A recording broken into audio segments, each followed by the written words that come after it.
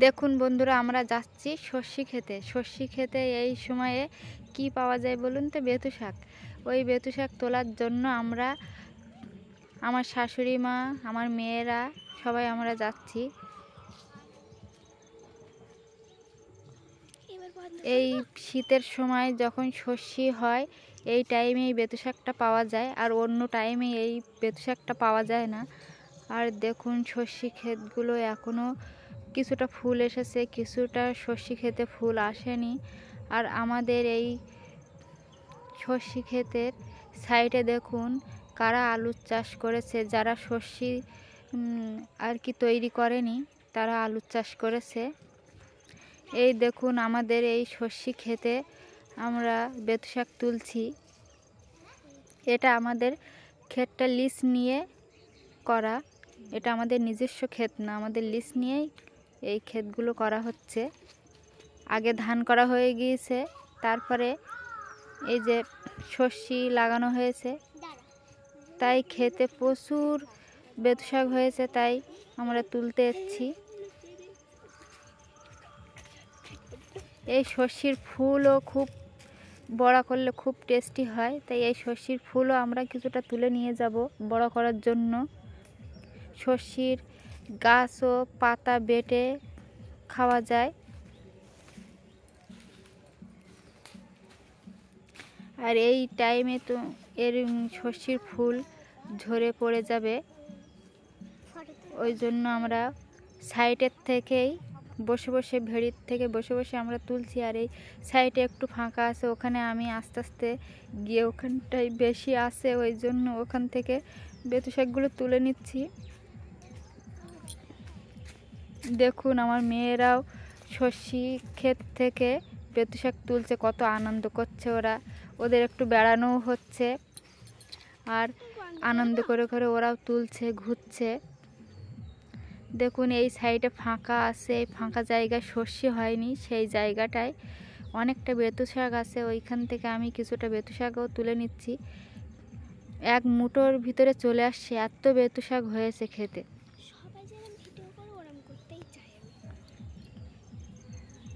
দেখুন বন্ধুরা, সর্ষের ক্ষেত কত সুন্দর হলুদ হয়ে গেছে।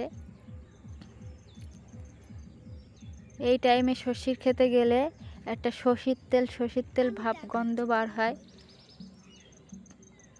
সবাই যেরকম দেখায় না, যে দেখো এই তুলছে, দেখো কত সুন্দর মাঠ। তাই এই সর্ষে ক্ষেত থেকে যখন আমরা সর্ষে তুলব তখন তোমাদের দেখাবো যে সর্ষে কীভাবে তুলে, কীভাবে ঝাড়ে, সেগুলো আমরা ভিডিওর মাধ্যমে দেখাবো। আমাদের সর্ষে বেথু শাক তোলা হয়ে গেছে, আমরা বাড়ি চলে যাচ্ছি। আর বাড়ি এসে দেখছি ঘরের চালে কাদের বাড়ির থেকে বিস্কুট নিয়ে এসে খাচ্ছে হনুমানটা। আর এই দিকে আমরা বেথু শাকটা আমি আর শাশুড়ি মা বাছা শুরু করে দিয়েছি।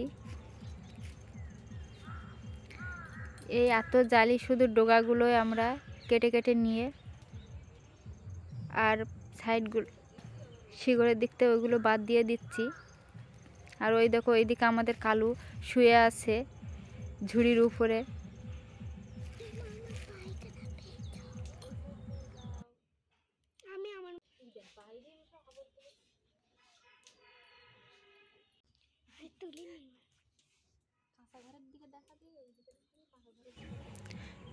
এগুলো আমরা সুন্দর করে বেছে নিচ্ছি। তা এগুলো অনেক দেরি হয়েছিল বন্ধুরা।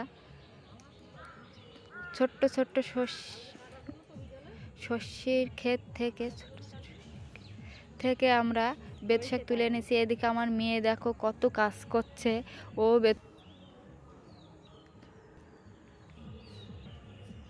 দেখো আমার মেয়েও কাজ করছে, ও বেথু শাক বেছে দিচ্ছে। দেখুন বন্ধুরা, বেথু শাকটা বাছা হয়ে গেছে, আমি এবার ঝিরিঝিরি করে এগুলো কুচিয়ে নেব।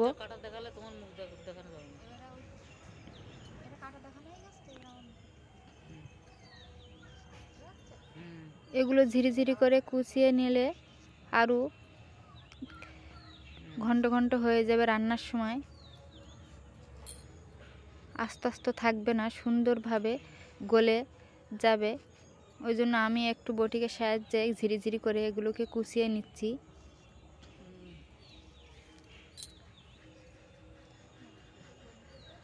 এর বাটাও খাওয়া যায় এই বেতু শাকের।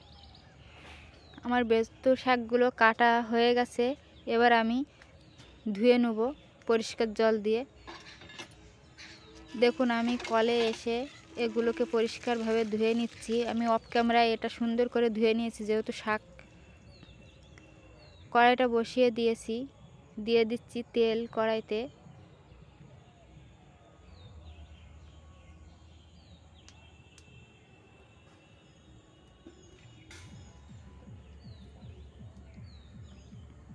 দিয়ে দিচ্ছি ফোড়নে শুকনো লঙ্কা আর জিরে।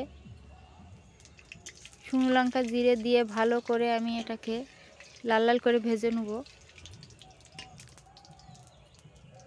এবার দিয়ে দেবো আমি পেঁয়াজ, লঙ্কা, রসুন ফোড়নে দিয়ে ভালো করে লাল লাল করে ভেজে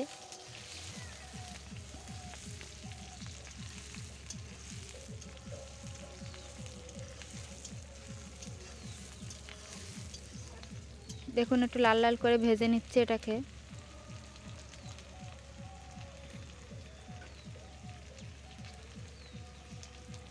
এবার দিয়ে দিচ্ছি ধুয়ে রাখা চিংড়ি মাছগুলো।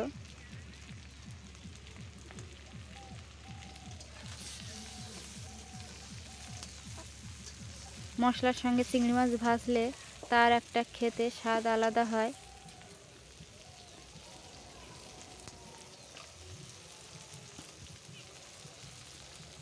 দিয়ে দিচ্ছি স্বাদ মতন নুন।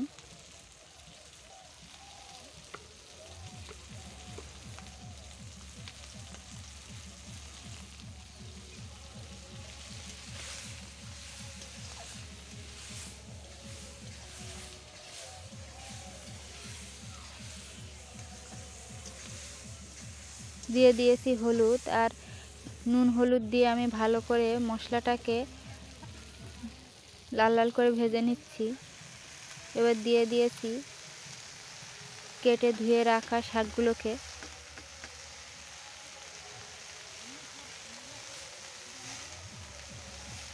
দেখুন বন্ধুরা, এতে জল দেওয়া লাগবে না, এই শাকেই হয়ে যাবে। এতে যে জল বার হবে এতেই তোমাদের শাক রেডি হয়ে যাবে।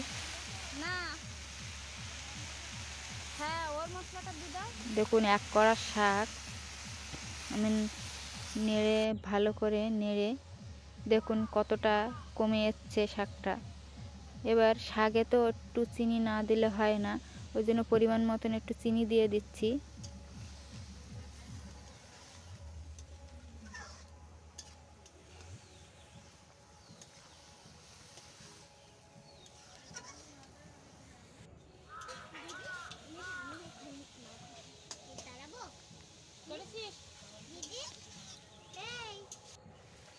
শাকটা আমার রেডি হয়ে গেছে। দিয়ে দিচ্ছি আমি এতে ধনিয়ার পাতা। ধনিয়ার পাতা তোমরা চাইলে দিতেও পারো, না দিতেও পারো।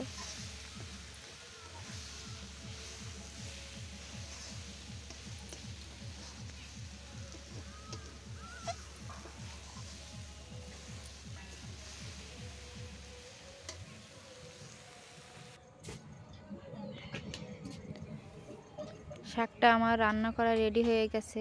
এবার মেয়েরা খেতে বসেছে।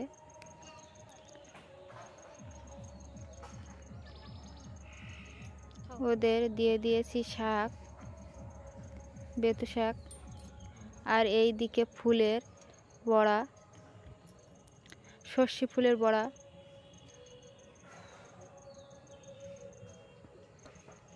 মেয়ে খেয়ে বলছে ভালো হয়েছে। আর এই দেখুন আমার ছোট মেয়ে শাক নেবে না বলে ও রাগ দেখাচ্ছে, তারপরে আবার শাক দিয়ে খেলো বুঝিয়ে বাজিয়ে।